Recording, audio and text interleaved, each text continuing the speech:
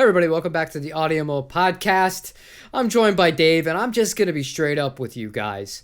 Neither of us have been having the best of times the last few days, but as always, we want to power through things. We're actually going to be focusing on how we get through, these kind of ruts when things outside of music kind of impact us and how we cope with it and still manage to work and produce and create. But before we get into that, Dave, you got anything you want to say? No, I think you hit the nail on the head. It's good to be back, but everybody's got their own shit going on, so you got to move through it. You got to figure out how to move through it. I could not agree more. It's all about just pushing forward. So let's start with something that I see as a trend. Now, we talked about a few topics we wanted to get into tonight, but this is what I want to lead with. I'm noticing a lot of people and Premier Guitar and guitar, like those kinds of like magazines or outlets or stuff like that. I'm seeing an increasing trend of independent articles that don't speak on behalf of the entire, publication or whatever it is, the websites these days. And they're kind of saying it's like music theory isn't really important and that it limits you and that you're kind of hindering yourself in some of them verbatim say that when it comes to your writing and stuff and to really find your own sound, like it's best to just figure stuff out on your own.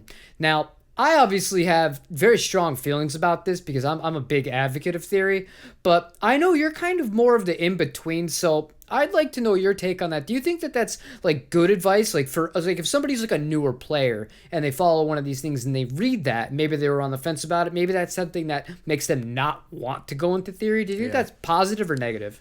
So, I have a few kind of points on this. My first being there's only one way that I agree with this, and that is that the traditional version of music theory that says a bunch of old futzy white guys writing classical music are the guys that you need to learn everything from. I agree that we should be done with that, right? Like, I mean, if you any of the big schools, like that you go to, all the big books that they teach you about music theory are based on a bunch of European white dudes who have been very long dead, right? At least that's the starting point for it.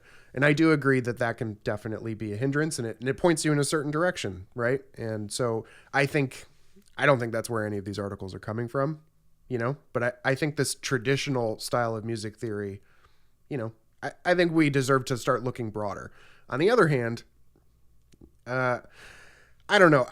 So on the one hand, like I definitely played with players before who didn't know music theory, and they definitely came up with stuff that you would never come up with if you did know more theory. And sometimes that's interesting, but I also only find that really works if there was somebody who did know what they were doing to kind of like quote unquote fix it, right? Like and mostly just because I think that when weird things are done or like rules are being broken, they have to be broken with intention, which is hard to do when you don't know what rules you're breaking, right? Like it's really interesting to play in 13 if you know that you're going for a vibe, but if you're playing for 13 because you're not feeling a beat right, it doesn't come off the same way, and it feels sloppy and it feels wrong for the wrong reasons, right? So there can be some fun in that, but I don't know. I mean, would I say it's a good idea to not take music theory because somebody says that that's hindering you? No. I mean, I think just like anything, you start taking it, form your own opinion and figure out if it's for you. I do think that just studying music in any capacity, especially if you're going, worldly, is a good idea, right? The more you know about something, the more you can do with it. So I don't know. Just the idea of saying any kind of learning is not a good idea seems like a stupid take, right? That kind of sums up my feelings about it, I think. Okay. I got a lot to unpack there. That was a lot. That was a lot. Okay. All right. Where am I going to start with this? I'm going to end it with that. If anyone tells you not to go learn things, that's a dumb opinion. I would agree with that. I think that, and one thing I'm gonna push back on because I kind of disagree with it. I don't like the point of it being like, yeah, it does. To me, it doesn't matter who came up with it. Like it would be whoever decided like math back in the day, like figured out 2 + 2 = 4. I don't give a shit where that person came from or what color their skin was. Like that's just is No, no, right. no. I'm not saying that stuff isn't important. I just, a lot of those guys stop there, and there's so much beyond it, right? And it's like, if you were only ever reading, you know, if you just said Fitzgerald was the end all be all of novelists, like you're ignoring so much great literature that came after and that has completely different viewpoints. And it's crazy to think like that there are schools that literally only teach, you know, these specific areas of music theory and never dive into like some of the world stuff, right? That they stop here. And that I agree with as an idea of kind of just going like, if you're going to go to Berkeley and you're just going to learn that the classical guys are great and you're going to go play jazz or whatever, like a lot of people have done that, and you can do other things that don't have to be that, you know? Yeah, no, at that point, I'll give you a really good example of somebody who fully immersed themselves in, you know, we're talking about world music here, and made it kind of their own. Marty Friedman. Marty Friedman, he knew his theory. He played in Megadeth. He played, you know, traditional kind of American style of rock and roll. Moves to Japan, gets obsessed with this band called X Japan, and that's part of the reason why that band initially broke up, because him and Mustaine, they kind of had different visions for where they wanted to take the music of Megadeth. Marty saw a lot of potential in that, like kind of like some songs being like really soft ballady and like really sentimental, and then like a huge like in your face punch you in the jaw, like, you know, like the traditional Megadeth stuff. He wanted to do a lot more and broaden it, and you know, they didn't see eye to eye, so he leaves the band. He goes to Japan, and he ends up learning so much about traditional Japanese music.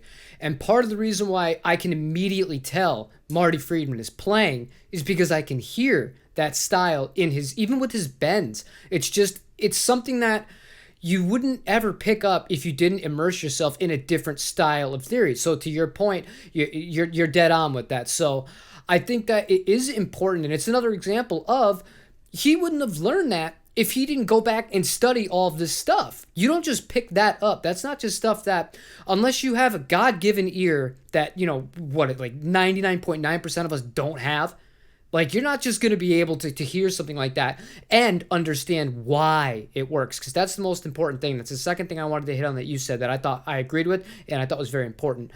Breaking rules is cool, and it's fun to have your own sound. But if you don't know what the rules are to begin with, then it's kind of like defeating the purpose. Like you're just kind of doing stuff, and that can work, but when there's like a design to like, why am I breaking this rule here? How am I allowed to derive this chord into this, and then just change things and create a different kind of setting or mood within the song? If you know what you're doing, it's a more powerful tool to have. So I think it's stupid. I agree with you. I think that we should absolutely be encouraging people to learn. Yeah. I think the point of the article are probably more centered around like, do you need it? And like, no, you don't need it. You know, like no one's going to say you can't go play guitar if you don't learn theory, or there aren't great guitar players who don't know theory, right? But I think the idea of like blanket saying like, don't go learn it, you know, for any reason just seems crazy, right? Like it's one thing to be like, it shouldn't stop you from playing guitar by any means, but you know, I wouldn't look at it as a bad thing, you know? Well, that was the one article that made me really just say, okay, that's enough. It literally said on it, learning guitar or learning music theory can hinder you as a guitarist in your creativity. And I'm like, okay, that's just, no. There's so much wrong with that statement that I'm just angry at this point, because I'm like, who is this person? Like, who are you?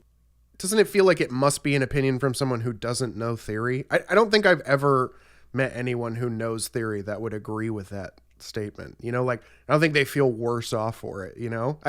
I don't know. It make it sound like it's some sort of like secret that once you see it, you can't unsee it and you'll never be the same. Like, I don't know. That seems kind of nuts. That definitely seems like a guy who's had to defend not learning theory, you know? Like, they're like, dude, you should probably learn some scales. And he's like, no way. It would make me a terrible guitar player. You know?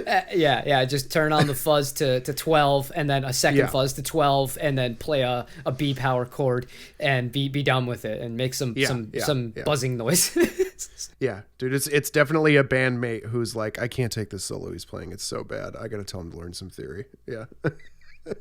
That was funny too. And before we wrap this up, I immediately knew who you were talking about when you were saying the band, and it can work if one person knows the theory to kind of like help like the kind of eccentric one that doesn't, because in that instance like it did work. Like it legitimately Yeah, worked. absolutely. Like we totally came up right.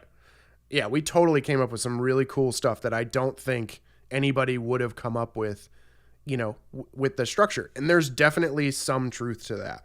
But again, I really think it only worked because somebody was there to kind of go like, okay, this is fine, but like let's kind of make some stuff, like give it some more structure or make it make sense.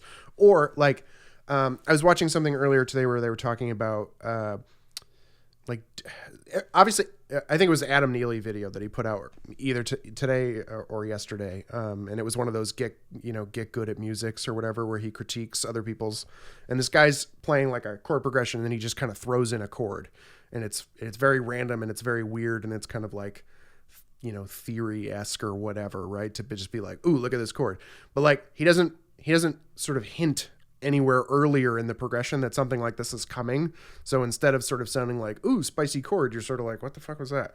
And, those are the kinds of things that you wouldn't know how to do, right? So like, cool, do the crazy weird thing. But like, if you don't ever imply that any of that's coming, it's like killing somebody in a movie, like completely out of left field. Like you want the hints leading up to it. You want to be able to go back and rewatch the movie and be like, oh my God, now that I know, I can totally see this coming. Like those are the things that make that crazy turn work way better because you knew that you needed context to get to where you were getting to, Yeah, kind of like how they just decided we have Luke Skywalker, we have Carrie Fisher, and we have Han Solo all on cast, but let's just kill Han Solo and then not have the other two be a part of it, even though they could have been. Just why would you do that? Sorry, just made me think of that.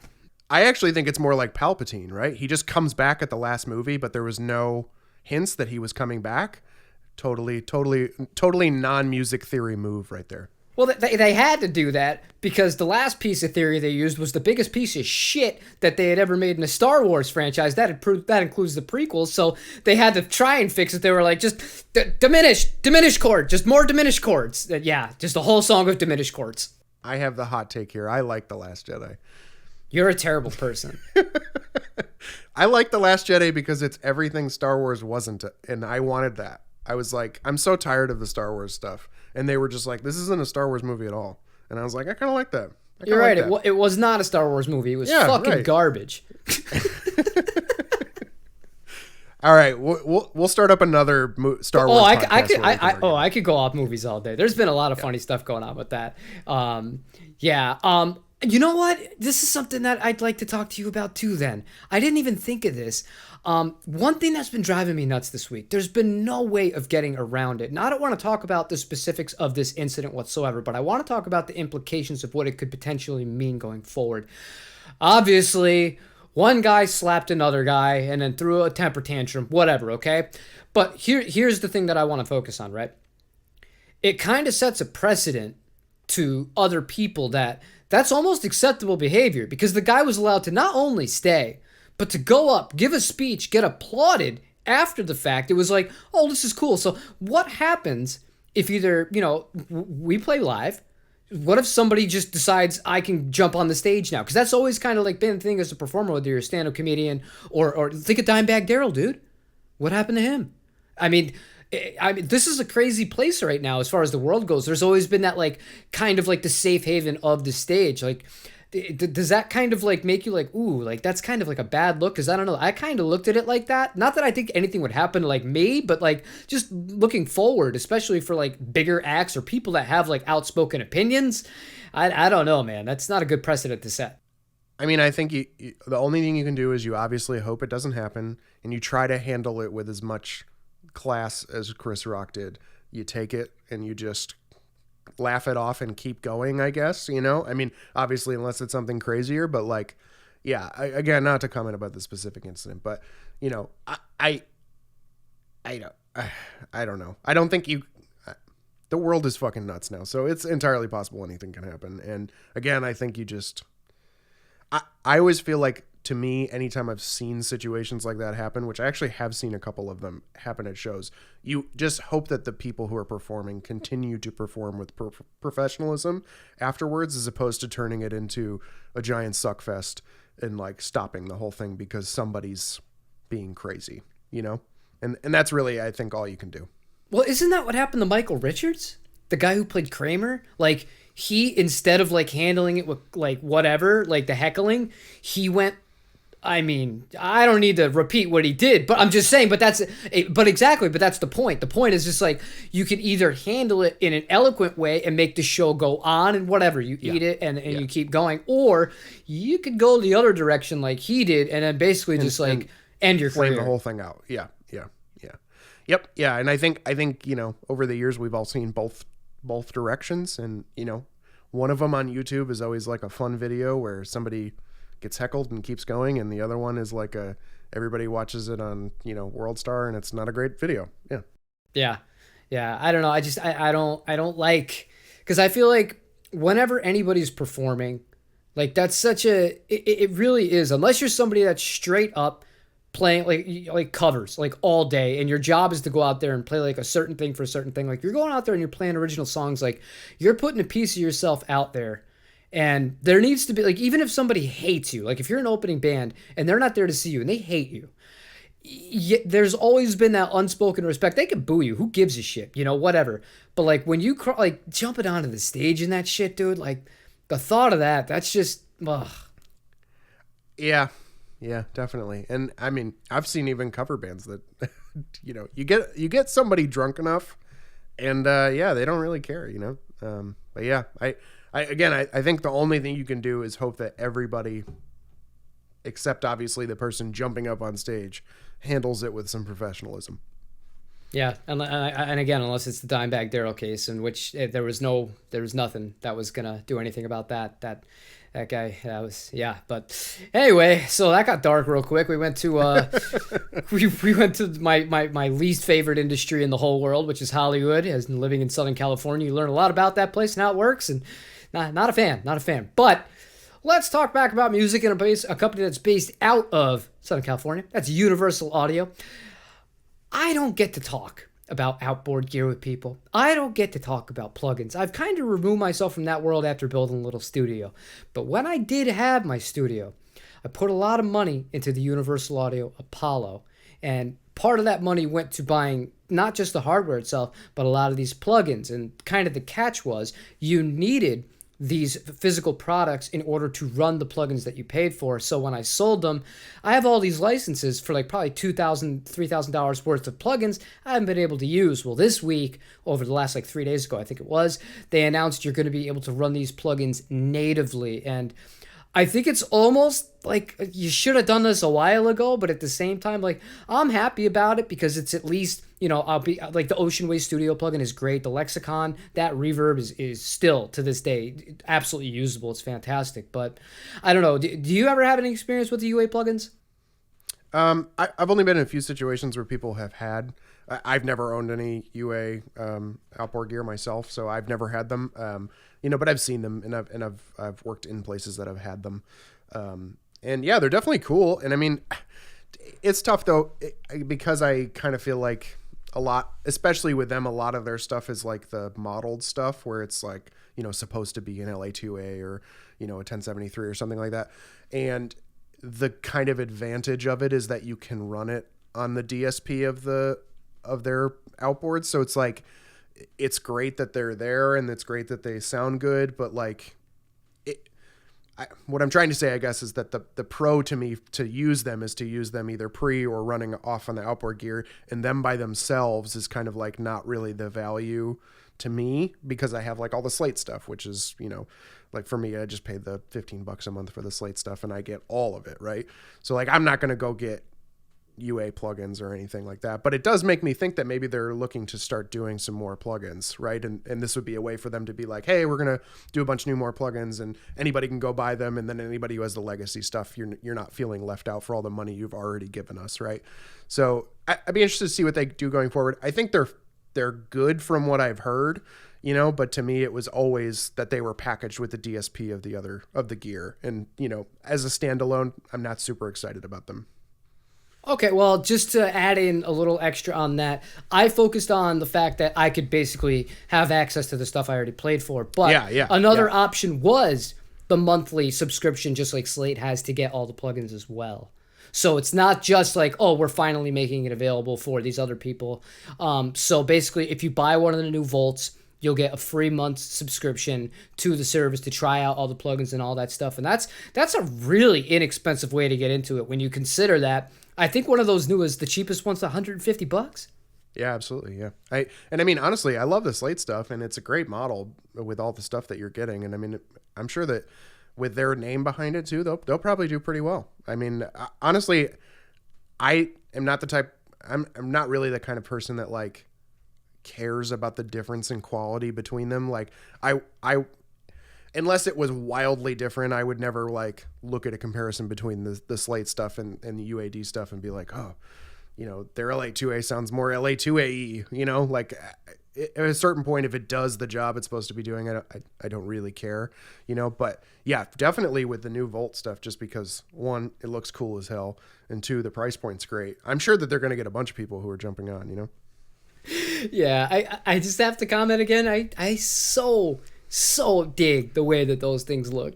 Yeah, they're awesome. They're so cool looking. I think specifically in our industry, product design is a very overlooked area of design.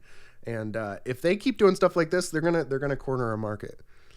Yep. I think that's part of the reason why Steinberg never really took off. All of those interfaces look just cheap and dated, man. Even though some of it was really good stuff. You had Neve plugin emulation built into them, or Neve plugin actual inputs rather, and there was some cool stuff to it, but they just looked like they were about 10 years late. And it's I don't know. That's funny you say that. I never thought of it like that.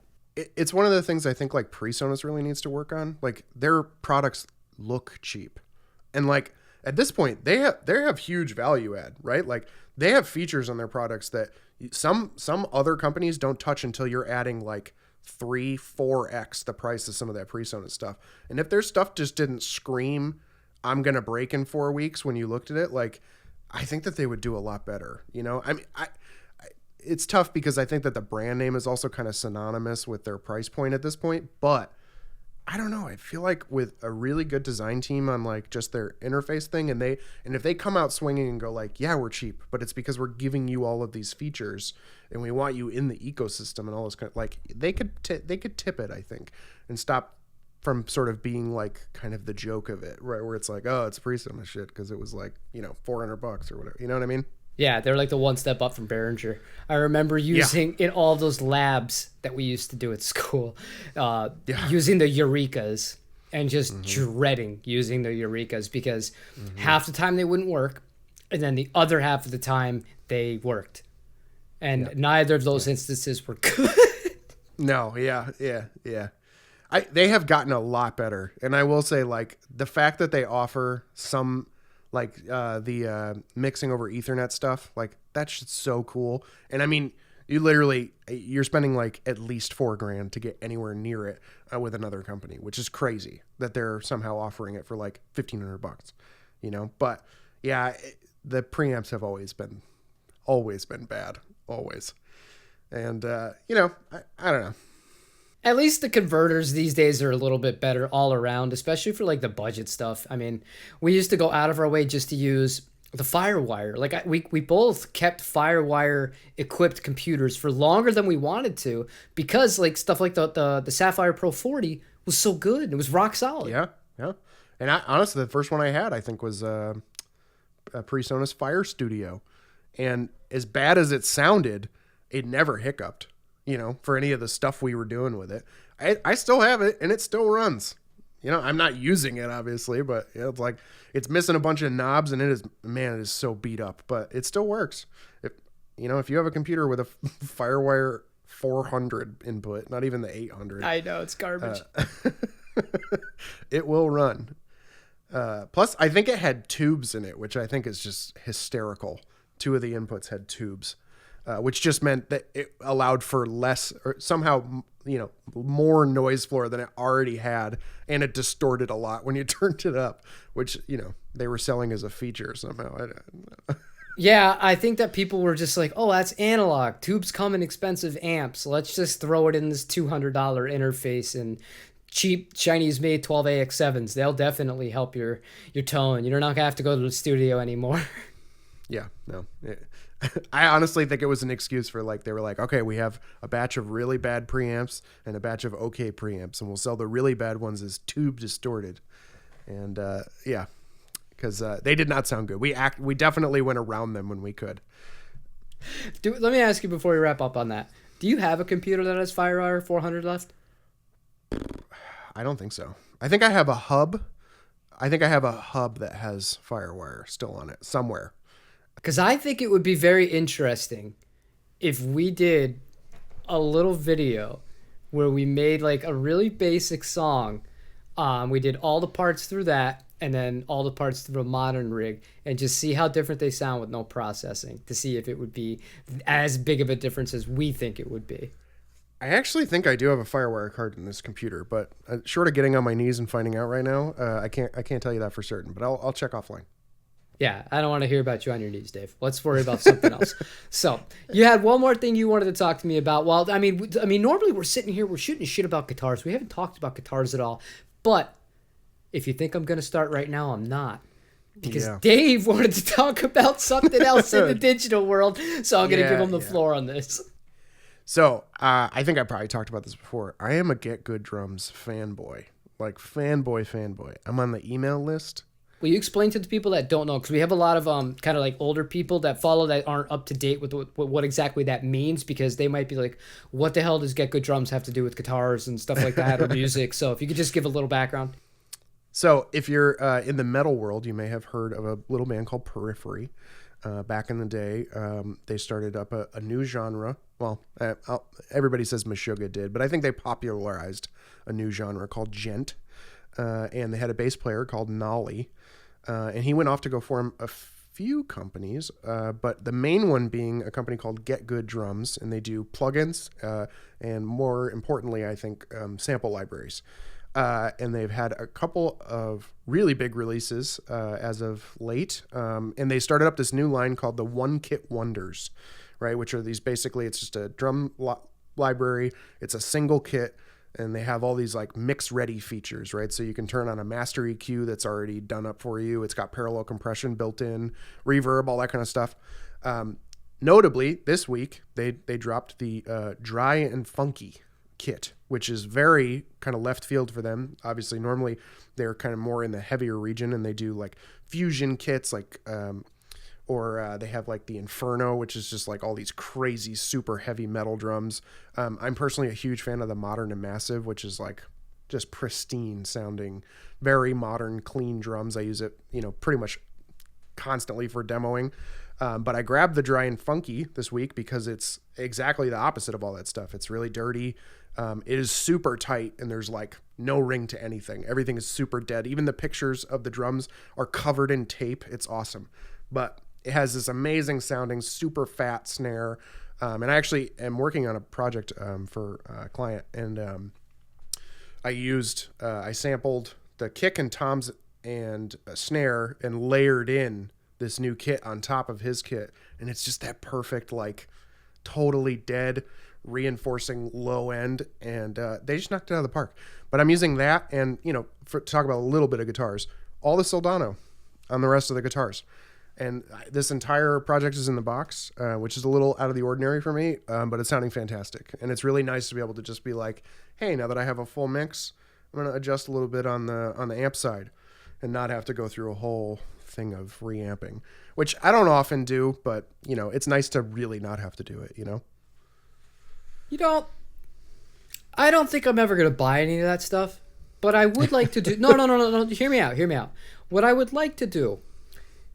I'm assuming that a lot of these are just straight up loops that you kind of copy paste like the old school days of Logic, and you have different sections of the songs, or is it just full songs? It's a full sampler. I program the MIDI and it plays. It's a sample library. Yeah. Sorry. Okay, so it's not like that. All right, I understand. Yeah. I was gonna say because it would be interesting if well, it'd be harder now, but I was saying if it was able to be like copy and pasted in stuff like that, because like even like the addictive drums, it could do that. If you just like sent me a few like just like 1-2 minute things, and I would just see how it felt to play over it, because I'd be interested in that. They do sell groove packs. So they have artists come in and they'll record groove packs, or they'll play them in, or however they do them or whatever. And they sell these big MIDI libraries. So I'm sure that there's one that's meant to go with the dry and funky that I probably grab, and they're usually less than $20. So we could totally do that. We could totally grab some MIDI loops and toss them through and send them over. You would absolutely love this kit. It is like, it sounds basically like your kit, but in an incredibly nice studio, all taped up and, funked out. Yeah, when I tracked a Capricorn, I went for the same kind of thing. I would always pull for the last two projects. The other one, it needed a huge, like a Bonham sound. But yeah. I like the deadness of drums sometimes. It's really, really cool. Yeah. It's really Sounds cool. awesome. Yeah. Yeah, you throw in a little bit of compression before you get, to that like, the cringe compression, like what a lot of hip hop does. It's like they just do too much for the sake of doing it. It's like they don't think that the listener is going to be able to pick up that there's compression, so they put on so much that it's just like in your face and it's distracting. But a little bit of compression on a really dry kit is a really cool tone. Very, very, very kind of soul and 70s. I do like that for that style of music. So I'd be willing to mess with that and see how it goes. I'm trying to be more open-minded. I think that would be something fun to do. Just mess with some stuff, because it's tough getting the mics all set up, getting the mics in phase, getting everything leveled done. By the time I'm done setting up, then I gotta film, then I gotta write the part, then I gotta do the guitars, and like that's like it's a whole thing. It sounds like a real first world problem, but if I'm just doing something for YouTube and I'm not like doing it for the sake of writing, that's a lot to ask, and that's why I don't play as much drums. Yeah, let's definitely give this a shot with the loop libraries, because I think you'd be surprised, because they're all done by actual drummers. Like, it's not just a guy going like, here's a 4/4 beat. Like they go out to somebody and say, hey, put together a whole pack of beats, and they'll do beats and fills and multiple types of beats and different time signatures, all that kind of stuff. I think I have a couple from I think one or two of them are from Halpern, and I think another one's from Rudinger, which would not necessarily be up your alley for things you'd want to play to. But like my point being, they give them to actual drummers to program out, so they feel like real beats instead of just like Apple loops and stuff. Which those are fine for certain things, but not for this. But I think you would enjoy it. And this particular kit sound, exactly to your point, like setting up stuff for drums, especially when we do it the way we do it, where it's like 15 mics and all this kind of stuff, and we avoid it until the very end. That I love recording drums, but like I don't want to do it willy-nilly. So like we've gotten to the point where I can program like a regular drummer. Like I can program drums that sound like real drums. Our drummer, like when we do demos, he programs out like what he would play. Like he'll sit down and he'll figure out what he would play, and then he programs it out. And that's how we write. Like I'll play a part back and be like, hey, what would you throw here? And then we'll work on it on top of each other. And then when we're set and we know what we're doing, then he comes in and records drums, because it's just a process, man. That's so strange. That's so strange. If it works, that's awesome, because the end product of what I've heard it's great. It obviously does work. It's just from a workflow standpoint for me, it's just like I want to get behind the kit, but it's a pain in the ass, and you couldn't pay me to program drums. You couldn't pay me. It's just time consuming. It's not fun. It doesn't feel creative to me. But then again, I think that younger people, it was a lot more normal to learn how to do that as a skill. You know what I mean? And like kind of introduce that. Like I was past that. Yeah. And honestly, it takes a long time. Like it took me lots and lots and lots of hours of programming MIDI drums before I don't know if you remember this back in college, like Mike would sit over the keyboard and you could hear him. He would go, and he would breathe the rhythms into the mic as he was programming, because you just start to see it. Like it stops becoming like hi-hat, and you just start to go like, here's my kicks, here's my snares, here's my cymbals, right? And it's like a map that you can just read suddenly. And then it's not a problem. Then it's just like, what I love about it is I can go like, instead of having to get a whole idea down and then going like, and then trying something else, like I can literally change up exactly how a part's going to feel just by moving some things. And then I can go, oh, okay, this is feeling like a whole new thing now, right? Because like the drum beat changed, and it's not like I gotta be in a room with somebody and go like, okay, let's lay that down and think about it back or whatever. Like you can jam stuff out, but I don't know. Sometimes I feel like I don't really, especially if you're doing it for like writing for a record, like you're not gonna know what it really sounds like until you've laid down the things that you can objectively sit and listen to all of it and not be like, what am I playing and what am I doing while listening to what he's doing on drums? Like. I don't know. What we should do a series where we flip workflows and see what you think about the way that we demo, and I'll do what you do, and I'll demo how you demo. I would love to see you printing modulation and time-based effects and having to stick with it. Oh, I'd love that. But it would not be as gratifying for me to watch that as it would to be if I actually set the camera up and you saw me trying to like work through all of the digital stuff. It would that would be the thing that would drive me back to alcohol. Honestly, I think you think it's more complicated than it is, because I've made it very easy. I really have. And so we'll have to talk about this offline, and we'll talk about a process, and we'll see if you're up for it. I could give you like here's what I would do to make a minute demo track and how I would do it, and you would have to follow. That'd be kind of a cool idea. You know what? We'll make that a long form video. We will do that. We'll spend like a whole month on this. We're not going to half-ass this. We'll have like several parts. We'll film it where we're going to say, this is how we're going to do it. We'll show each other the workflows of exactly how we do it. And then kind of we'll do our documentation of how we're doing it while we're doing it. And then at the end, we'll have our summary. We'll play each track back to back. And then we'll talk about what we took away from all of it. That actually sounds really fun. Yeah. All right, cool. Well, before we wrap up, Dave, we're talking about records. How's it coming? What are we looking like? What's your time frame?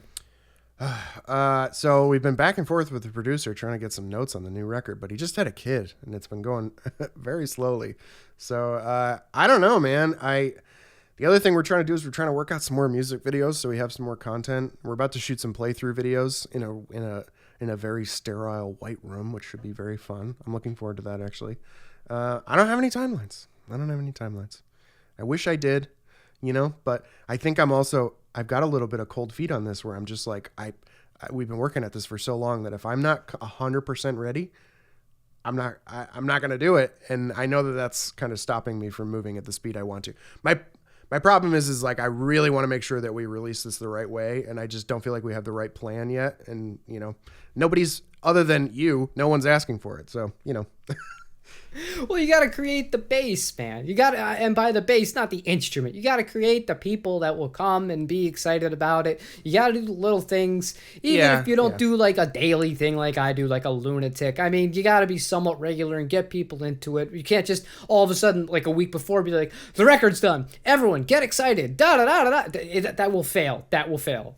One, we're trying to have a bunch of content ready so that when we do, we can just be like, okay, we've got this that we can drop a week after, and then we've got this that we can drop a week after, or whatever.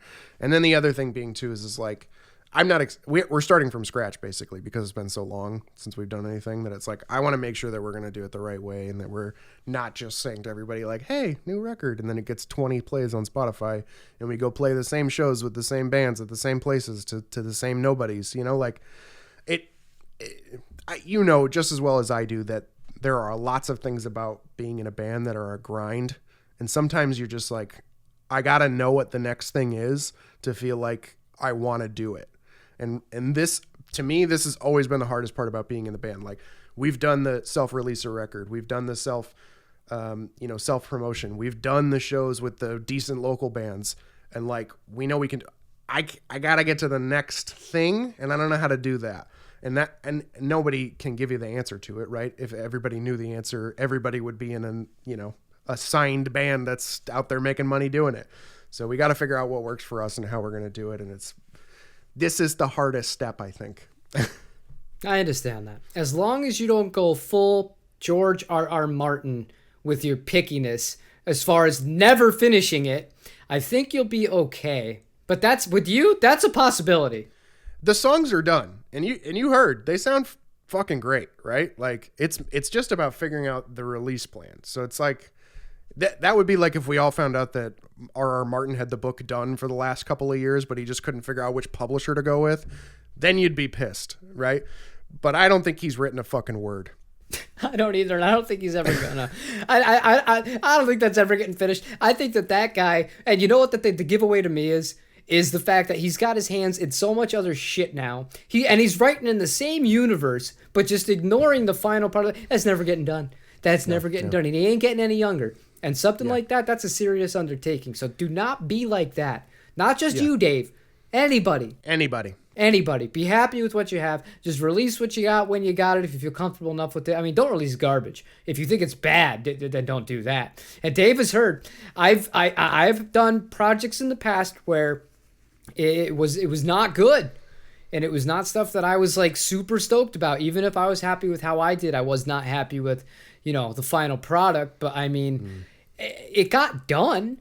It's out in the ether somewheres. Somebody's listening to it. There is for sure going to be a point where I'm going to hit that wall and I'm going to be like, we just need to fucking do something, or I'm going to lose it.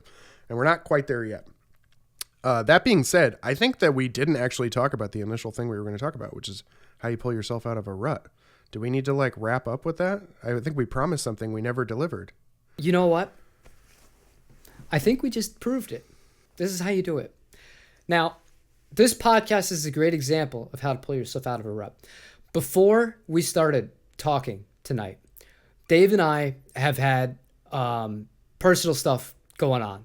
And what do you want to talk about tonight, Dave? I don't know. I got nothing. And, just kind of talking about what's been going on. And he's like, what, do you got anything? And I'm like, and I told him I had some stuff going on. And I had a stream earlier today. If you were one of the people that saw it, well, yesterday, when you're watching this, it'll be yesterday. But I mean, I was saying I got a lot of stuff on my plate too. My head's been not in a great place.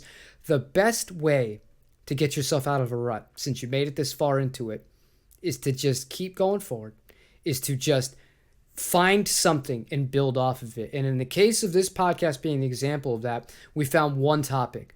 And you could think of it like a song, like you find one riff. Oh, that kind of sounds cool. Or you phrase something a little bit different. And then all of a sudden you just pile on. We just move to the next topic. And in the case of a song, oh, well, this would be cool to follow up with that. It's the same exact thing. But the most important lesson of it is you have to do something. If you're in a rut and you're just like, nothing's coming to you, whether you're writing or you got the guitar, like putting the guitar down, putting the pen down, that's going to result in 100% you're not going to get anywhere. You're not going to get out of it. The only way through it is to push through it. And just like we literally just did that. We had nothing tonight. Honestly, guys, we had nothing. And I feel like we had a very productive and a fun thing where we went off on a few tangents. This was a good time. So I really think without actually addressing the question, summarizing it up, I think we went through it. Yeah, I agree. I was going to say when we were, sort of talking about this before, I'm a list guy. And if I have a list and I start crossing things off, just the act of crossing something off gets me to the next thing. And to your point of like just sitting down and writing something, even if it's shit, like it just gets you through to the next thing. So it's okay to write some shit if you're uninspired, because sometimes that's just all you needed to get to the next thing. Yeah, and that happens with me a lot with demos. Like, if I get on a guitar and I'm on, like, a real time crunch to do it, like, I got to get it out the next day, and, I can't have the amp as loud as I want, or I got to do it digitally, God forbid. And I'm like, I got an hour.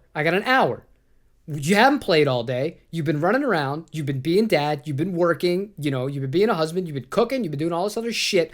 I'm just supposed to magically come up with these riffs and come up with ways to show off a guitar that I don't know anything about. And it's just like, I power through it. And sometimes some of it, I'll repeat certain things because it's like, it feels like at home.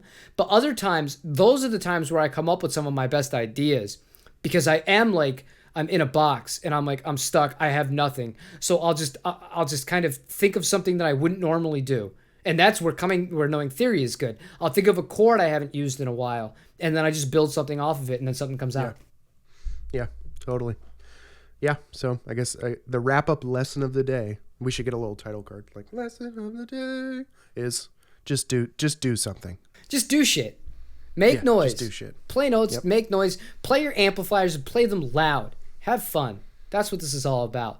That's all we have for you guys. I know that, we're both really tired. We're both really frightened. As we said, we're all preoccupied, but it is important to us, to get to talking and to get this out for you guys. I know there's a lot of you guys that do like when we do this. So, Dave, you got anything else you'd like to talk about before we go? No, there's no way we could end more succinctly than we did. So you're damn right. I got to admit, that was a good way of tying that at the end. I forgot that I had even said that we were starting with that. So the fact that came off the top of my head, and it was natural because that really is the truth. You just work through it. So, all right. Thank you all for watching. Tomorrow, you're going to be seeing the PRS Core McCarty versus the Gibson Les Paul Wildwood. That is going to be a very interesting comparison, but not for the reasons that you might think. So until that video, I hope you all have a great rest of your day. Take it easy, everybody.